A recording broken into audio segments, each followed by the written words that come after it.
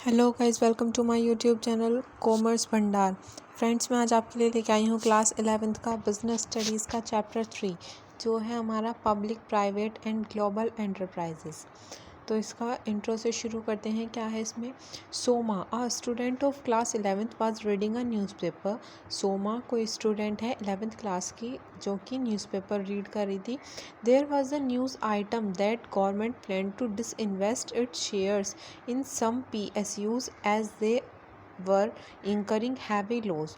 तो उसमें एक न्यूज़ आई थी न्यूज़पेपर में कि जो गवर्नमेंट है उसने ये प्लान किया है कि कुछ PSUs ने अब हैवी लॉस की वजह से अपने शेयर्स को डिसइन्वेस्ट कर दिया है। एट द सेम टाइम, उसी टाइम पे it was written that some private companies and MNCs were earning so much of profit. और एक ये भी न्यूज़ थी उसी टाइम पे, ये भी लिखा था कि कुछ प्राइवेट कंपनीज़ और जो मल्टीनेशनल कंपनीज़ हैं, MNCs हैं, वो जो हैं बहुत ज़्यादा प्रॉफिट कमा रही हैं। Maruti Suzuki Limited, which are joint venture of Maruti Company and Suzuki Company of Japan, was launching a new car in the market.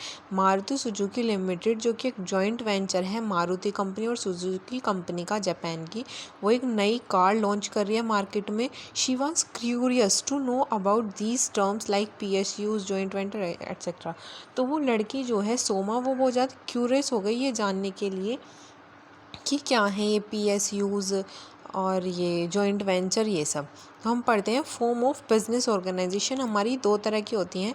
एक होते हैं हमारे पब्लिक सेक्टर, एक होते हैं प्राइवेट सेक्टर। पब्लिक सेक्टर के अंदर क्या क्या आते हैं? डिपार्टमेंटल अंडरटेकिंग्स, स्टैट्यूटरी कॉरपोरेशंस और गवर्नमेंट कंपनीज़। अब पढ़ते हैं डिपार्टमेंटल अंडरटेकिंग्स क्या हैं, क्या इसके फीचर्स हैं। जो डिपार्टमेंटल अंडरटेकिंग्स हैं, ये एक पार्ट है गवर्नमेंट का। गवर्नमेंट जो है स्टेट या सेंट्रल हो सकती है। ये जो डिपार्टमेंटल अंडरटेकिंग है, ये मिनिस्ट्री के डायरेक्ट कंट्रोल में रहती है। थर्ड पॉइंट, इसका जो फंड है वो डायरेक्टली हमारा गवर्नमेंट की ट्रेजरी से आता है। फोर्थ पॉइंट है, जो इसमें एम्प्लॉयज़ होते हैं वो गवर्नमेंट एम्प्लॉयज़ होते हैं, एग्जांपल रेलवे, ये सब। और डिफेंस होता है, इसमें पोस्ट एंड टेलीग्राफ होते हैं।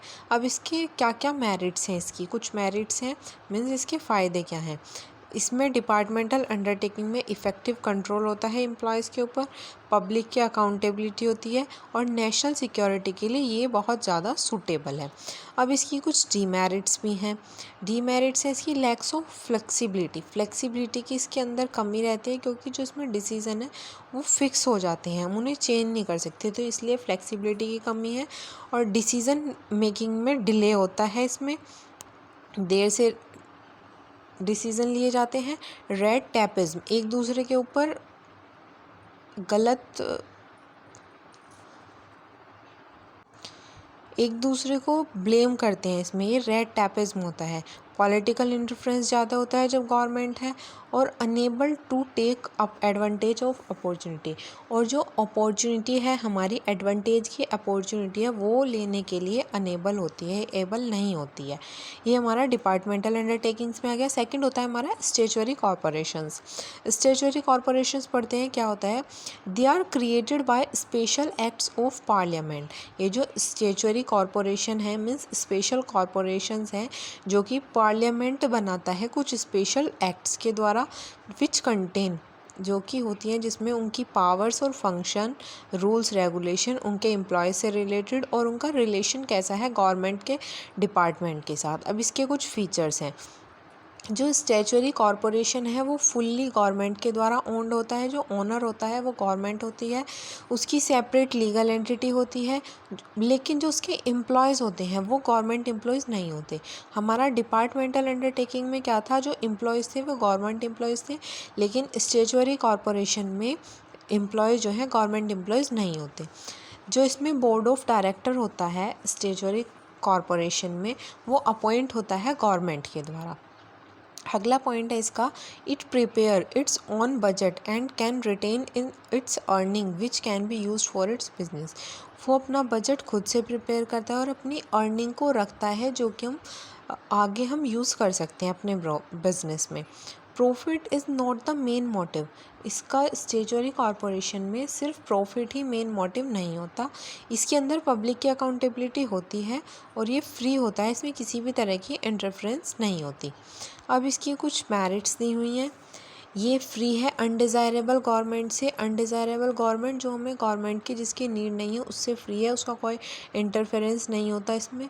जो फाइनेंशियल मैटर है उसमें भी गवर्नमेंट इंटरफेयर नहीं करती, और इसमें कोई रेड टैप्स वगैरह कुछ नहीं होता, तो इसलिए जल्दी डिसीज़न लिए जाते हैं।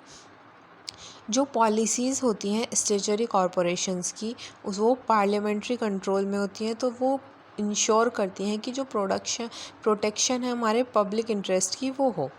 अगला है हमारा इसकी लिमिटेशंस क्या हैं। जो स्टेचुअरी कॉरपोरेशन है एक्शन है are subject to many rules और रेगुलेशन। इसमें बहुत सारे रूल्स और रेगुलेशन फॉलो करने पड़ते हैं। फर्स्ट डीमेरिट तो इसकी ये हो जाएगी, मीन्स लिमिटेशन।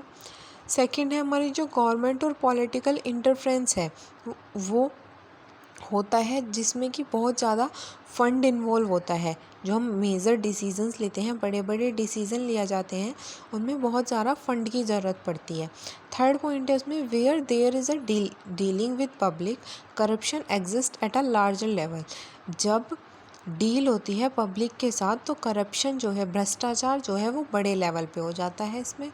और फोर्थ लास्ट पॉइंट है इसमें कि जो बोर्ड ऑफ डायरेक्टर है में मिसयूज़ देयर पावर्स, अपनी पावर्स का मिसयूज़ कर सकते हैं and indulge in undesirable practices. Third है इसका गवर्नमेंट कंपनी। गवर्नमेंट कंपनी कौन सी होती है? According to Indian company act 1956, Indian company act के according a government company is a company, government company वो कंपनी है इन विच, जिसमें not less than 51% of the paid capital is held by the state या central या both. ये एक government company वो company होती है जो कि जिसमें 51% से कम जो है पेड अप कैपिटल नहीं हो सकता, जो कि हेल्ड होती है या तो सेंट्रल गवर्नमेंट के द्वारा या स्टेट गवर्नमेंट के द्वारा, या फिर दोनों मिलकर भी कर सकते हैं। इसमें जो सब्सिडियरी है गवर्नमेंट कंपनी की वो भी कंसीडर करती है एज अ गवर्नमेंट कंपनी ही बोलते हैं उसको। एग्जांपल जैसे हमारी ये Hindustan machine tools limited company HMT, और Bharat heavy electricals limited BHEL, और steel authority of India limited, ये सब। अब इसके क्या फ़ीचर्स क्या हैं? It is created by Indian company act. ये जो गवर्नमेंट कंपनी है वो इंडियन कंपनी एक्ट के द्वारा बनाई गई थी, वो आया था हमारा 1956 में। उसकी सेपरेट लीगल एंटिटी होती है। थर्ड पॉइंट है इसका, जो एम्प्लॉयज़ होते हैं वो अपॉइंट होते हैं अकॉर्डिंग टू रूल्स। जो हमारे मेमोरेंडम और आर्टिकल एसोसिएशन जो होता है हमारी कंपनी का, उसके अंदर जो रूल्स होते हैं उसी के अकॉर्डिंग हम एम्प्लॉयज़ को अपॉइंट करते हैं। फोर्थ पॉइंट है इसका, it is exempted from the accounting and audit rules and procedure. ये जो है एग्जम्प्ट होता है अकाउंटिंग से और ऑडिट रूल और प्रोसीजर से। फिफ्थ पॉइंट है इसका, it obtain fund from government. ये जो है गवर्नमेंट से फंड ऑब्टेन करता है, शेयर होल्डिंग या private share holder, capital market, इन सब से ये फंड जो है ऑब्टेन करता है। अब इसके मेरिट्स क्या क्या होते हैं, क्या क्या इसके फ़ायदे होते हैं? ये जो है इजीली इस्टेब्लिश कर सकते हैं हम गवर्नमेंट कंपनी को, उसकी सेपरेट लीगल एंटिटी होती है, और जब हम कंपनी में काम कर रहे हैं तो कोई डिपार्टमेंटल इंटरफेरेंस भी नहीं होता। It can curb unhealthy businesses practice by providing goods and services at reasonable prices. फिर हमारा अगला टॉपिक है changing role of public sector. Public sector का रोल कैसे चेंज हो रहा है? Changing the role of public sector. Public sector was started to achieve the following objective. जो हम पब्लिक सेक्टर जब हम स्टार्ट करते हैं तो वो स्टार्ट करते हैं कुछ ऑब्जेक्टिव्स को अचीव करने के लिए। इसके कुछ ऑब्जेक्टिव्स ये हैं। सबसे फर्स्ट है इसका, to speed up the economic growth of country. जो हमारी कंट्री की इकोनॉमिक ग्रोथ है उसको बढ़ाने के लिए। सेकंड है achieve a more equitable distribution of income. ये अचीव करने के लिए कि हमारा ज़्यादा इक्विटेबल डिस्ट्रीब्यूशन हो सके इनकम का। थर्ड है क्रिएट करने के लिए इंफ्रास्ट्रक्चर फैसिलिटीज़। फोर्थ है डेवलप करने के लिए कंट्री को इक्वली मतलब कंट्री के सारे पार्ट्स को इक्वली डेवलप करने के लिए। ये होते हैं पब्लिक सेक्टर के रोल, ये उसका ऑब्जेक्टिव होता है जो अचीव करने के लिए हम उसको स्टार्ट करते हैं।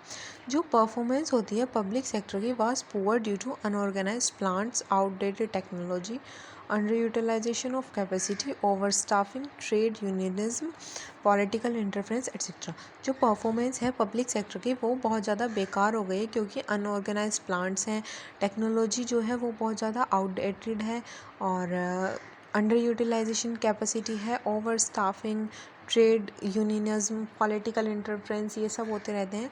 तो जो गवर्नमेंट है, इंडस्ट्रियल पॉलिसी आई 1991 में, उसने इंट्रोड्यूस करे कुछ रिफॉर्म माने कुछ सुधार पब्लिक सेक्टर में। अब वो क्या क्या चेंजेस हुए जिनसे उसमें पब्लिक सेक्टर में सुधार आया, देखते हैं। The number of industry reserve for the public sector was reduce from 17 to 3 industry, namely atomic, arm and rail transport. जो इंडस्ट्रीज रिजर्व थी पब्लिक सेक्टर के वो पहले 17 थी, उनको घटा के सिर्फ 3 कर दिया, एटमिक एनर्जी, आर्म्स और रेल ट्रांसपोर्ट में। सेकंड पॉइंट है जो मेमोरेंडम ऑफ अंडरस्टैंडिंग है वो साइन होती है बिटवीन पब्लिक और उसकी एडमिनिस्ट्रेटरी मिनिस्ट्री के द्वारा, जो डिफ़ाइन करती है अपनी ऑटोनॉमी को और वो जो उसे टारगेट अचीव करना है। थर्ड है हमारा इक्विटी शेयर्स, जो हैं पब्लिक सेक्टर यूनिट्स के जो इक्विटी शेयर हैं वो सोल्ड होते हैं प्राइवेट सेक्टर को, और जो पब्लिक है उसको हम बोलते हैं डिसइन्वेस्टमेंट। मीन्स जो इक्विटी शेयर हैं पब्लिक सेक्टर यूनिट के वो बेचे जाते हैं प्राइवेट सेक्टर को और पब्लिक सेक्टर को, जिसको हम डिसइन्वेस्टमेंट बोलते हैं। फोर्थ पॉइंट है हमारा इसमें लॉस मेकिंग पब्लिक सेक्टर, जो लॉस हो रहा है पब्लिक सेक्टर में वो चार पोटेंशियली वेएबल, जो कि पोटेंशियली वेएबल है, will be restructured and reviewed through the board of industrial और फाइनेंशियल रिकंस्ट्रक्शन, मीन्स BIFR। तो जो पब्लिक सेक्टर यूनिट्स हैं जो कि रिव्यू नहीं कर सकते वो क्लोज डाउन हो जाते हैं जब उनको रिव्यू नहीं करते हैं। लास्ट पॉइंट है इसका, एक नेशनल रिन्यूअल फंड क्रिएट होता है रिटेन करने के लिए और रिडोप्ली करने के लिए रिट्रेंच्ड लेबर को और कंपनसेट करने के लिए एम्प्लॉयज़ जो कि जिन्होंने अपनी मर्ज़ी से रिटायरमेंट दिया है, जिन्होंने वॉलंटरी रिटायरमेंट दिया है, उनके कंपनसेशन के लिए उन एम्प्लॉयज़ के। उसके बाद हमारा अगला टॉपिक है ग्लोबल एंटरप्राइजेज या मल्टीनेशनल कंपनीज। इनका मतलब क्या होता है? A global enterprise is one which owns and manage business in 2 और मोर कंट्री। एक ग्लोबल एंटरप्राइज एक वो है जो कि ओन करता है और मैनेज करता है बिजनेस को 2 या 2 से ज़्यादा कंट्रीज़ में। फॉर एग्ज़ाम्पल यूनिलीवर लिमिटेड हो गई, Coca Cola, LG, Samsung, Hyundai motors, Procter, Gamble, ये सब। इसके कुछ फीचर्स क्या हैं? हमारे जो ग्लोबल एंटरप्राइज होता है, मल्टीनेशनल कंपनीज होती हैं, उनके क्या क्या फीचर्स हैं? ग्लोबल एंटरप्राइज जो है ह्यूज कैपिटल रिसोर्सेज, उसको जो है ज़्यादा कैपिटल चाहिए होती है। सेकंड पॉइंट है इसका, वो ऑपरेट होता है through a network of subsidiaries के थ्रू ब्रांचेस और एफिलिएट करता है होस्ट कंट्रीज़ में। थर्ड है इट हैज़ इट्स हेडक्वार्टर, उसका खुद का हेडक्वार्टर होता है अपनी होम कंट्री में, जो कि कंट्रोल करता है सारी ब्रांचेस और सब्सिडियरीज़ को। फोर्थ पॉइंट है इसका, इट यूजेस एडवांस टेक्नोलॉजी, वो यूज़ करता है एडवांस टेक्नोलॉजी प्रोवाइड करवाने के लिए वर्ल्ड क्लास प्रोडक्ट और सर्विसेज। फिफ्थ पॉइंट है इसका, इसके जो एम्प्लॉयज़ होते हैं वो प्रोफेशनली ट्रेंड मैनेजर होते हैं।